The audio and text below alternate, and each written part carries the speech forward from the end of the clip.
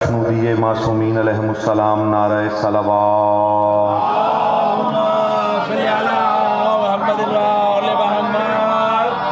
برائے تعجیل ظہور امام زمانہ علیہ السلام نعرہ صلوات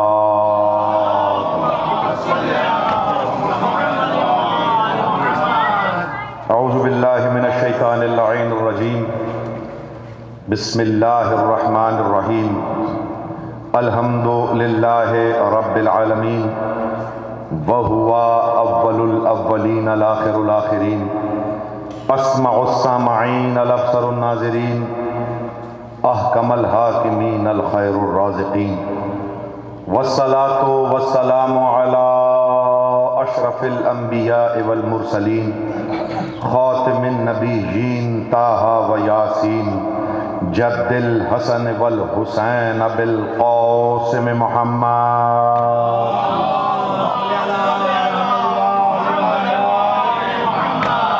وبارک وسلم علی اولادہ الطیبین الطاہرین المعصومین ولعن اللہ علی اعضائہم اجمعین من یوم عداوتہم الی یوم الدین وبعد یوم الدین فقد قال اللہ تبارکہ وتعالی فی محکمہ الکلام المبین وہو اصدق الصادقین بسم اللہ الرحمن الرحیم وعلم آدم اسماء کلها صلوات بر محمد و آل محمد۔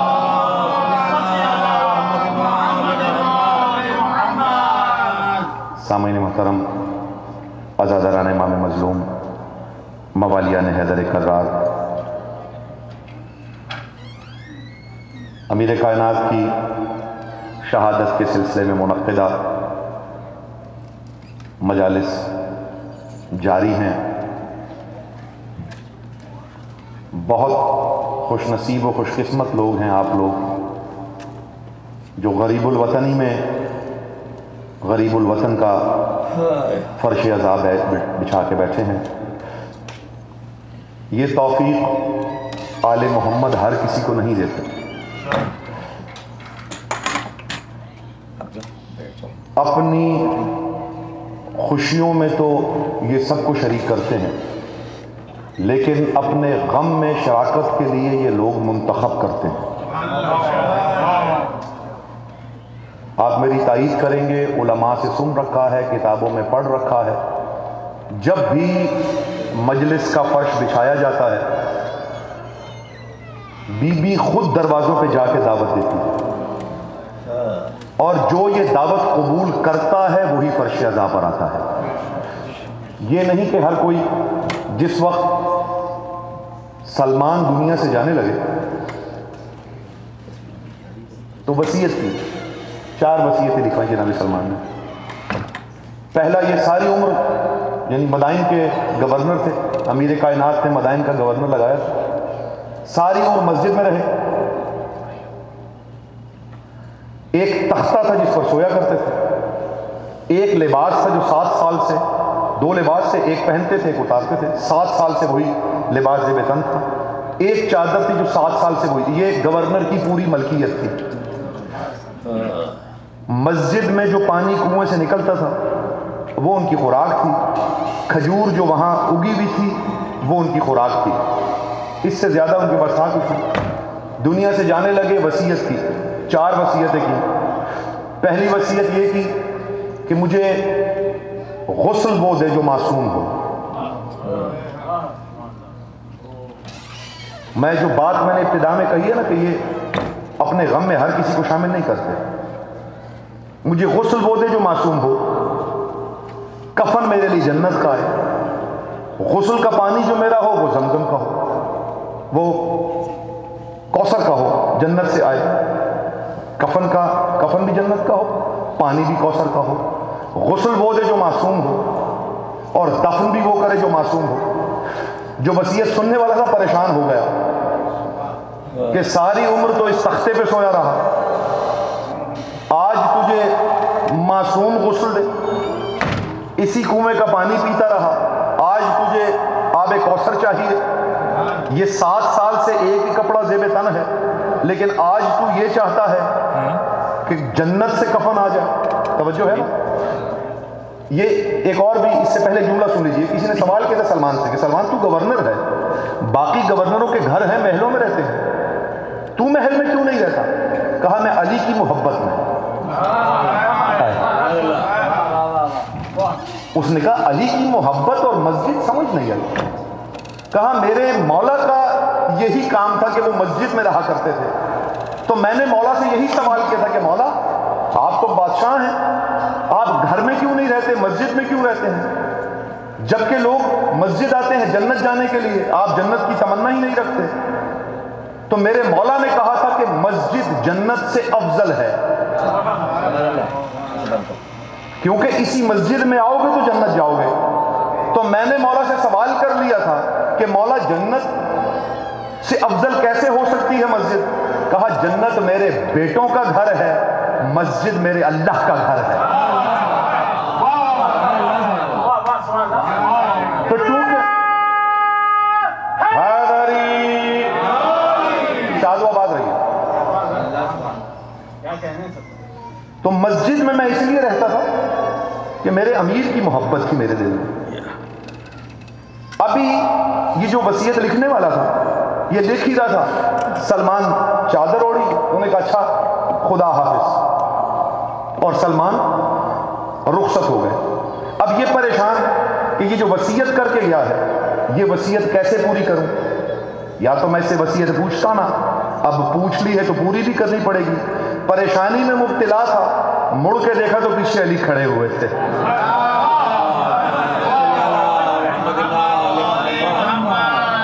اللہ صلی اللہ محمد وآلہ محمد. کہا کیوں پریشان ہے؟ یہ وصیتیں کر کے گیا.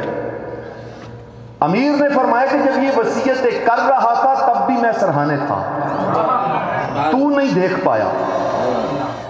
سلمان کے سرہانے میں اس وقت بھی موجود تھا مگر تو دیکھ نہیں پایا.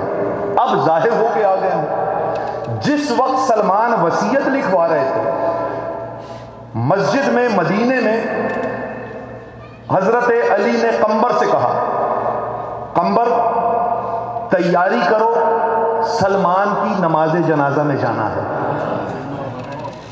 مسجد بھری ہوئی ہے. کہا قمبر سے, میں نے جملہ کہا تھا نا کہ یہ ہر ایک کو اپنے غم میں شریک نہیں کرتے, غم میں منتخب ہی آتا ہے. چاہے 4 آدمی ہیں چاہے 400 آدمی ہیں, آئیں گے وہی جو منتخب کیے جائیں گے, ارادتاً کوئی نہیں آ سکتا. ادھر قمبر نے علی کے ہاتھ پہ ہاتھ رکھا, مسجد والے دیکھتے رہ گئے, دونوں پرواز کر کے مدینے سے مدائن چلے گئے. اب یہ نہ سوچا کرے کہ محمد کے جنازے میں کون شامل تھا کون نہیں تھا.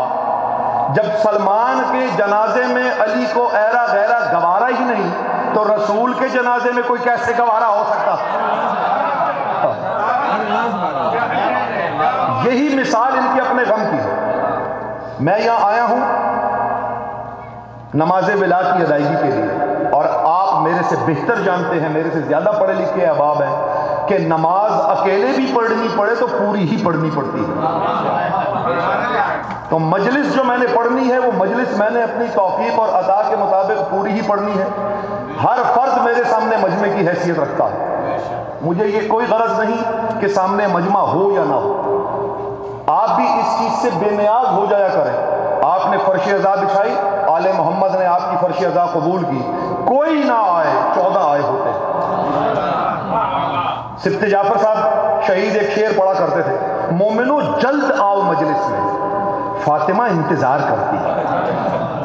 ادھر آپ نے فرش عزا بچھایا, آپ کی ذمہ داری ختم. آپ نے دعوت دی لوگوں کو, جس نے آنا تھا آ گئے. اس کا غم نہ کیا کریں کہ ہم نے مجلس سے کرائیں, اتنے اہتمام سے کرائیں, لوگ کم آئے. بس یہ سوچ لیا کریں کہ جن کو سیدہ نے دعوت دی تھی وہ آ گئے. جو یہ اپنے غم میں چونکہ دیکھ کر آیا ہوں بہت ساری چیزیں, خود جھیلی ہیں میں نے اپنے اوپر, اس لیے میں یہ بات کرنے میں حق بجانے ہوں. بہت ساری باتیں ہوتی ہیں جو ہمارے لیے ہوتی ہیں جو میں بیان بھی نہیں کر سکتا. یہ اپنی خوشی میں کسی کو بھی بلا لیتے ہیں, کسی کو بھی اجازت دے دیتے ہیں, لیکن اپنے غم میں کسی کو شریک نہیں کرتے جس کو یہ خود منتخب نہ کرے. کیوں؟ یہ غم ہے بہت قیمتی. آپ کے پاس اگر کوئی قیمتی چیز ہے تو اس کی شراکت داری آپ بہت خاص لوگوں تک رکھتے ہیں. تو کائنات کی سب سے بڑی قیمتی چیز عزائے امام حسین اور عزاداری مظلوم کربلا ہے. اس سے بڑی کائنات کی دولتیں لگا دیں، آپ جنت کی خوشبو نہیں پا سکتے. عبادتوں کے خزانے لگا دیں، یقین نہیں کہ جنت ملے گی نہیں ملے گی. حج کے انبار لگا دیں، یقین نہیں کہ جنت ملے گی نہیں ملے گی. لیکن آل محمد کا وعدہ ہے، ادھر ایک آنسو نکلا جنت کا وعدہ ہو گیا.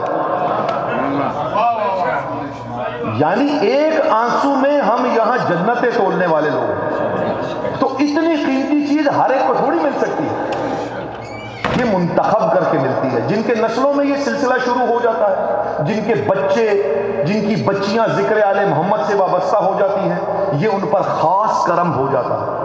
جن کے بچے نوحہ خوانی کسی کے شروع کر دیتے ہیں، کسی کے انتظامیہ میں شامل ہو جاتے ہیں، کسی کی بارگاہ کی سجاوٹ میں شامل ہو جاتے ہیں، تو یہ آل محمد کی طرف سے ایک تحفہ ہوتا ہے، آپ ہی کی کسی نیکی کا بدلہ ہوتا ہے. آل محمد اسے قبول فرمائے.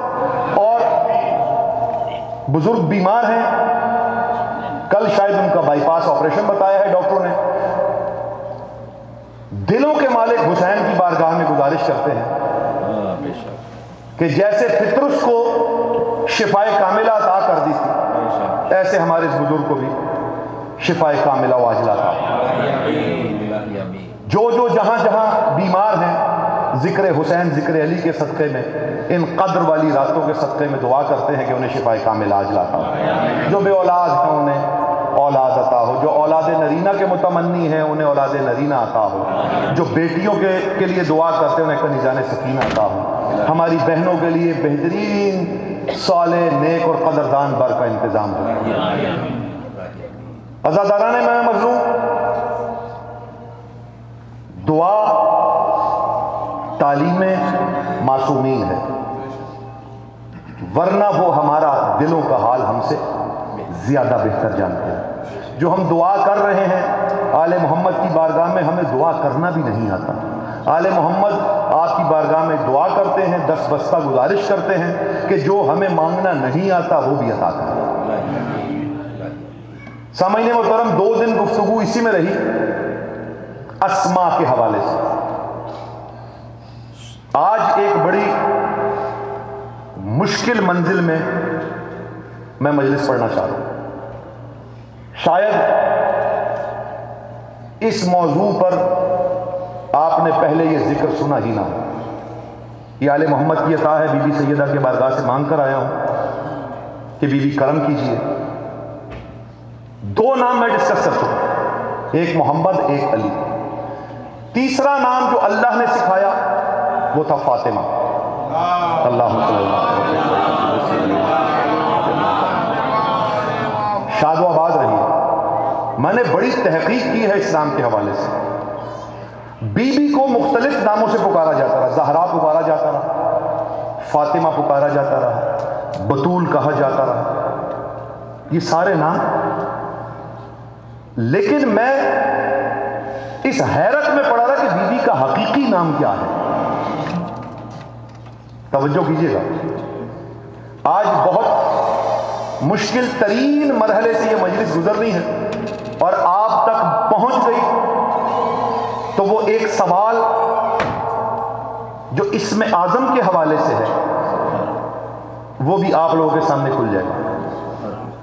اور اس دعوے کے ساتھ اگر یہ اسم اعظم آپ اپنی نماز کے بعد وظیفہ بنا لیں تو میں نے خود آزمایا ہوا ہے کہ سیدہ شہزادی بہت کرم کرتی ہیں. بہت ساری ایسے سخت ترین مشکلات اور اہم ترین مراحل سے میں اسی اسم اعظم کے ذریعے گزر کے گیا ہوں. عزاداران امام مظلوم، فاطمہ بی بی کا حقیقی نام نہیں ہو سکتا، اس کی دلیل کیا ہے؟ پہلے تو یہی سوال ہونا چاہیے نا.